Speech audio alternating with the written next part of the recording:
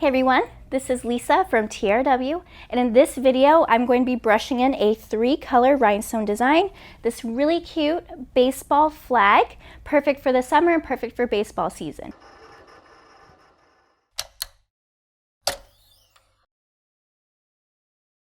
Here I am with my chalkboard. So this is just a cheap chalkboard from Hobby Lobby. And then these are my 3 colors. So I have 3 templates for my design. I'll go ahead and start with the smallest one. So I cut this in Magic Flock using my Cameo. You can use any vinyl cutter for this. So I'm gonna go ahead, drop it right here.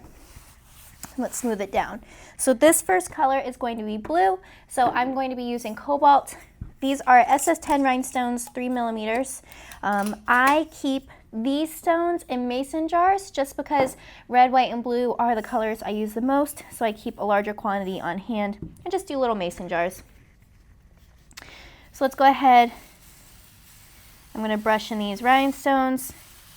So I just used a very light touch, gentle circles, and so we have this set up.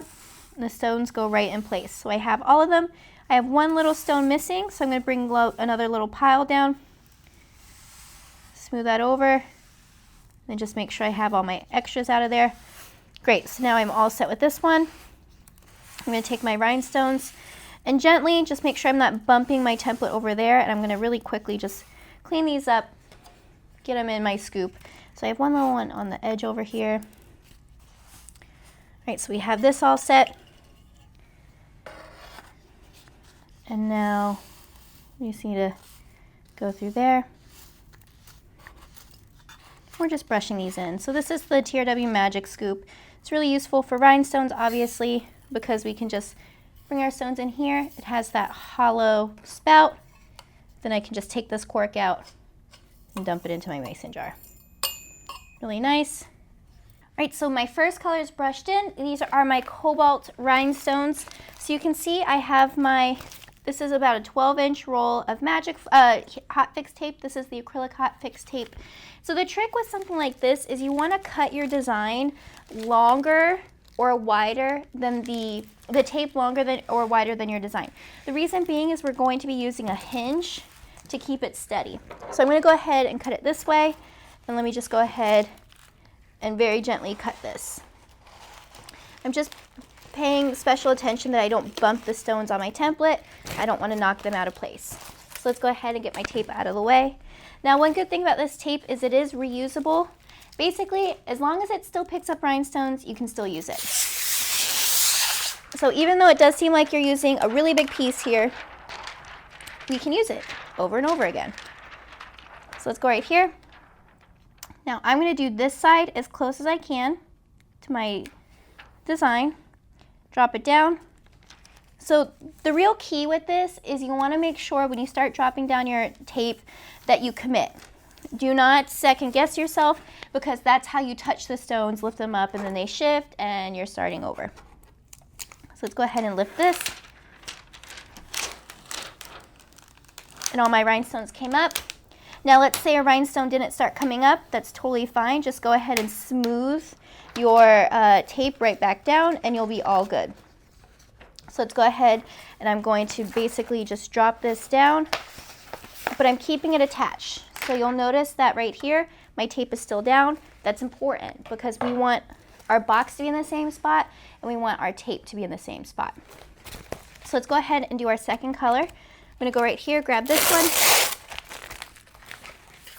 And so if you notice, these boxes are the same size.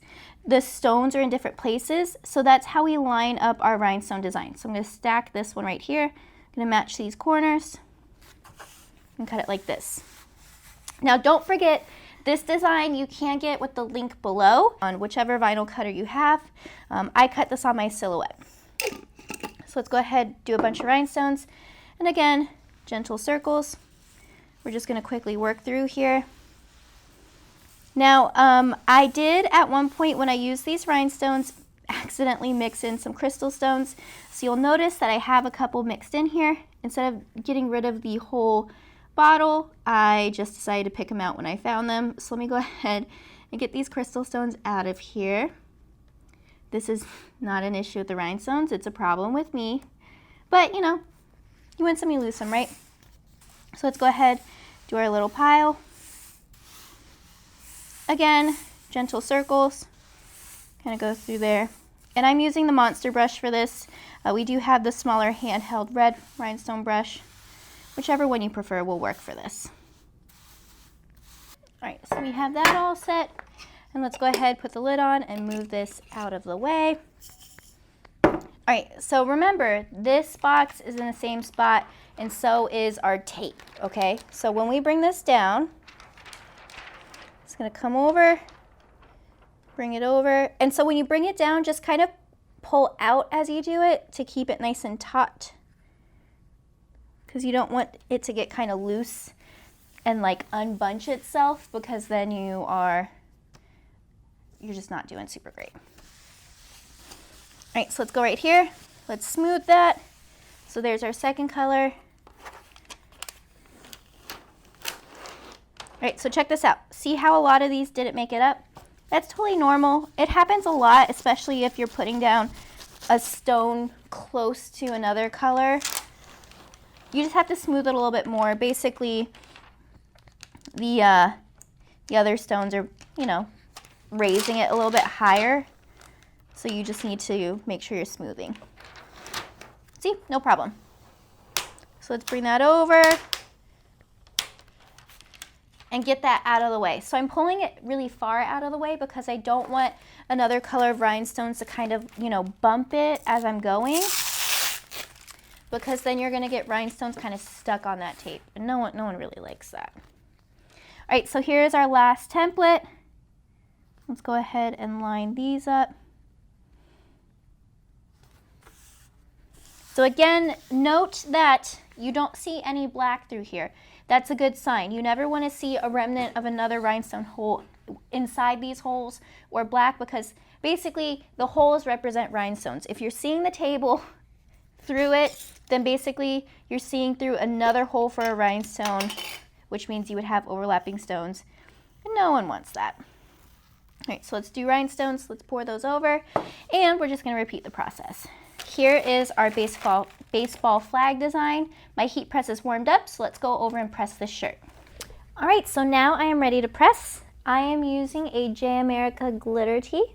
I really like these shirts because it has that nice metallic thread to look like glitter. So it's really shiny, especially when you are under like direct lights or if you're outdoors, like baseball games. So these are great options for things like that. So let's go ahead.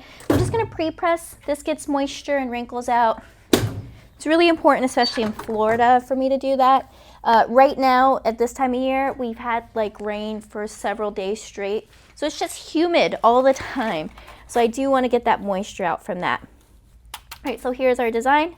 Let's go ahead and lift this off of the paper backing. We'll go ahead and position this onto our shirt. So I am using my collar to indicate about the center of the shirt, and then I'm also using my armpits to indicate the center of the chest. So kind of go from there, check it out, like it, like it, like it. Don't forget, I know I say this a lot, but just keep in mind, tag is almost always wrong, okay? So don't line up based on the tag, because sometimes it's right, sometimes it's not. So let's go ahead, and I'm gonna do my full 15-second press. I have my heat press set at around 330 degrees. Anywhere from 300 to 335 is great. All right, so let's go ahead and lift our press, and I'm going to immediately separate my shirt. Sometimes when you work with rhinestones and thinner shirts, so specifically ladies' shirts, the glue can kind of leak into the back. So you want to separate that right away, because we don't want the glue to get to the back of the shirt and essentially glue it shut. So that's why I did that. And rhinestones are a hot peel. So let's go ahead and peel off our tape. And I'm going to put this to the side to save for later. And now we have this awesome baseball flag shirt. So this is perfect for baseball season, but also baseball is America's pastime. So great way to celebrate that as well. So if you have any questions, you can comment below. And don't forget to like our video and subscribe to our channel.